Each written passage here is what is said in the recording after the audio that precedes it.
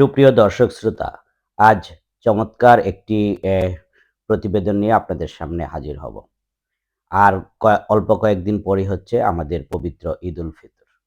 ঈদুল ফিতর উপলক্ষে আমরা অবশ্যই সবাই চাইবো যেন আমাদের সবার ঘরে মাংসের ব্যবস্থা থাকে এবং মাংসটি যেন হয় একেবারেই নিরুগ এবং পরিচ্ছন্ন এবং ভালো মানের।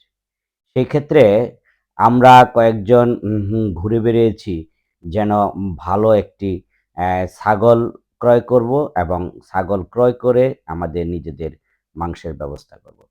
সেই ক্ষেত্রে আমার ১ম পছন্দ হচ্ছে ব্ল্যাক বেঙ্গল গট। এই ব্ল্যাক বেঙ্গল গট ছাগলের কথা বলতেই হয়। এই ব্ল্যাক বেঙ্গল গটের যে ছাগলের মাংস, এটা শুধু বাংলাদেশ নয়, পৃথিবী খ্যাত। সেই কারণে আমরা গাজীপুর জেলার কালীগঞ্জ উপজেলার জাঙ্গালিয়া গ্রামে মাহফুজ শেখের এই ব্ল্যাক বেঙ্গল গটের ছাগলের খামারে হাজির হয়েছি। এখানে ভাগ্যক্রমে আমরা পেয়ে গেছি অত্র উপজেলার সাবেক একজন প্রাণী সম্পদ কর্মকর্তা, বর্তমানে যিনি পলাশ থানায় প্রাণী সম্পদ কর্মকর্তা হিসেবে কাজ করছেন। জনাব হ্যাঁ, আমি এখন কথা বলবো এই কালীগঞ্জ উপজেলার সাবেক একজন প্রাণী সম্পদ কর্মকর্তা ডাক্তার কামরুল ইসলাম। উনি বাংলাদেশ কৃষি বিশ্ববিদ্যালয়ে ভেটেরিনারি অনুষদের সাবেক শিক্ষার্থী।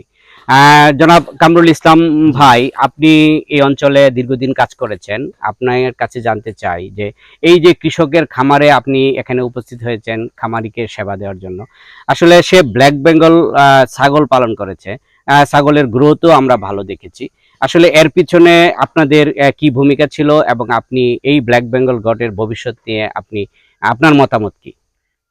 আসসালামু আলাইকুম। ইতিমধ্যে আপনারা শুনেছেন যে ব্ল্যাক বেঙ্গল জাত বাংলাদেশের একটা ঐতিহ্যগত জাত এবং ব্ল্যাক বেঙ্গল জাত পৃথিবীর মধ্যে ব্ল্যাক বেঙ্গল জাত উৎপাদনে পৃথিবীর মধ্যে বাংলাদেশ চতুর্থতম অবস্থানে আছে।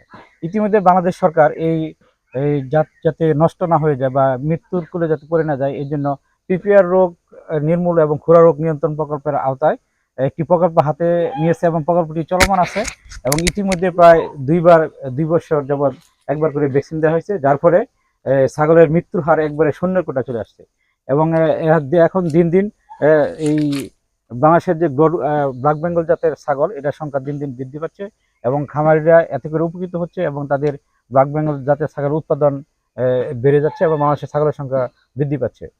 যার কারণে এখন খামারিরা এই ব্ল্যাক বেঙ্গল ছাগল পাইলে সফল হচ্ছে এবং আর্থিকভাবে স্বাবলম্বী হচ্ছে। আচ্ছা, ধন্যবাদ। মানে আমি খামারিদের উদ্দেশ্যে যদি আপনি বলেন যে একটা ব্ল্যাক বেঙ্গল গট খামারিরা যদি পালন করে, তাহলে কতদিন পালন করার পর এই ছাগলটা বিক্রয় উপযোগী হবে বলে আপনার মনে হয়? ব্ল্যাক বেঙ্গল জাতের ছাগল বছরে 2বার বাচ্চা দেয়। দেখা গেছে যে অল্প দিনে একজন খামারি একটা বিশাল বড় খামার মালিক হতে পারে, যেহেতু এটার এই বছরে পলিফিক জাত বলে আর কি। বছরে 2বার বাচ্চা দেয় এবং প্রতিবার একের অধিক বাচ্চা দেয়।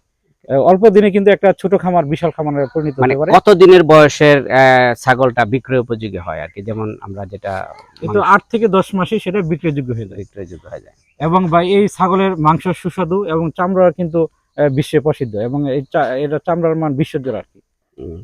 ধন্যবাদ ডাক্তার কামরুল ইসলাম। আমরা জনাব মাহফুজ শেখের এই খামার থেকে একটি ছাগল ক্রয় করেছি। ওখানেই কসাই ডেকে এবং ছাগলটিকে একেবারে মাংসে রূপান্তরিত করে বাসায় ফিরেছি। আরও বিস্তারিত তথ্য আপনাকে জানাবো নেক্সট পর্বে। ধন্যবাদ।